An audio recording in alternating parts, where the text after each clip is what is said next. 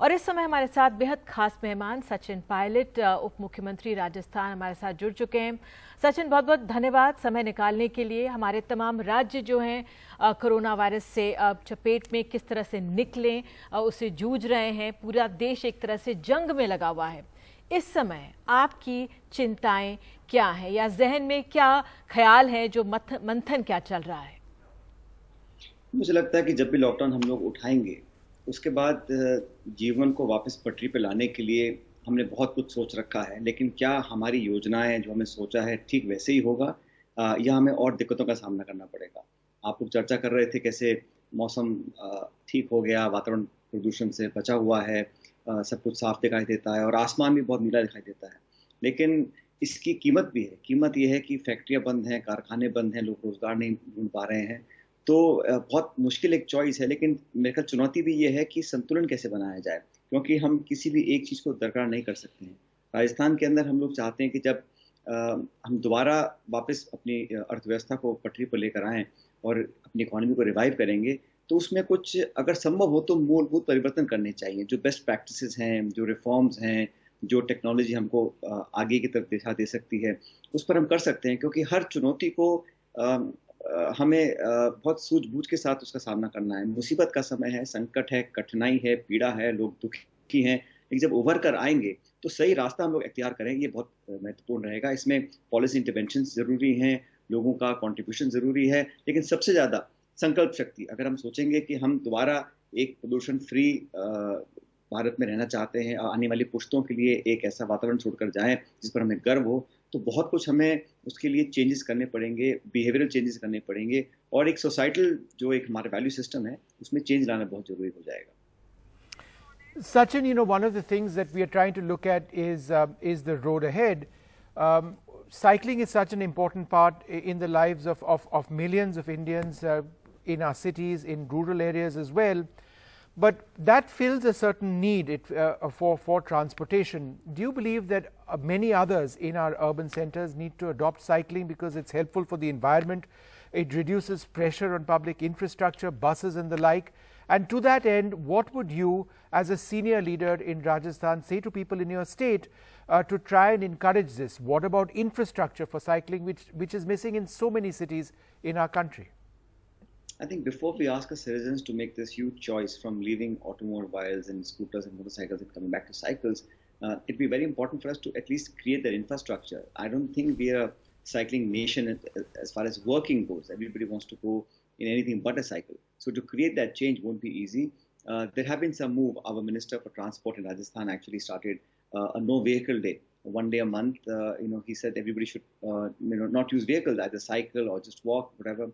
I think there are small incremental changes, but to expect that we'll have a huge change in our work life and we'll be able to change behavior of so many people is a daunting task. But we have to make those small steps now.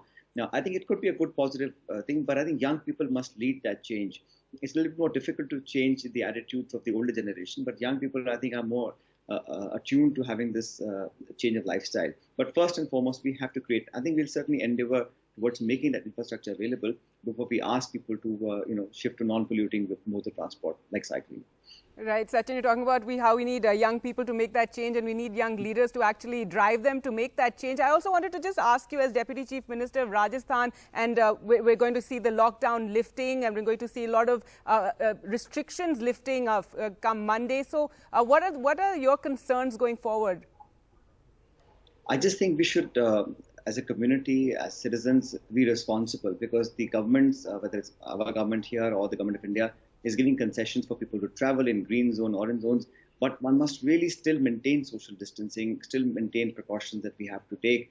We shouldn't get carried away. Unfortunately, sometimes whether it's desperation or sometimes it's just carelessness, we tend to overlook these precautions, and it's a heavy price to pay. So this lifting up or partial lifting up of lockdown must really be very, very, I think, taken seriously and very articulately adhered to. There is no point in opening up of a lockdown where we again have spread of infection and most districts go into the red zone. So I'm apprehensive to a point, but I'm also confident because people have really helped. I mean, no lockdown or curfew is successful if people don't participate. We've had the people's participation. They know it's for their own safety. That's why they've adhered to all the provisions of the lockdown.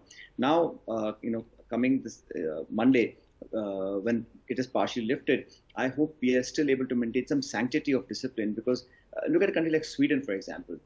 They don't have a lockdown there, but they still practice all those things that citizens are expected to practice. So I think that as long as there is good communication, there's clarity on the guidelines that we have told the people, I think we'll be able to maintain, a sensible way forward. And I think slowly we'll be able to get back into normal functioning. It may take a few weeks and months. I don't think it's happening tomorrow, because this is a long-term problem, and we have to really wait until the vaccination is found. Until that point, staying away, containing the infection is perhaps the best remedy.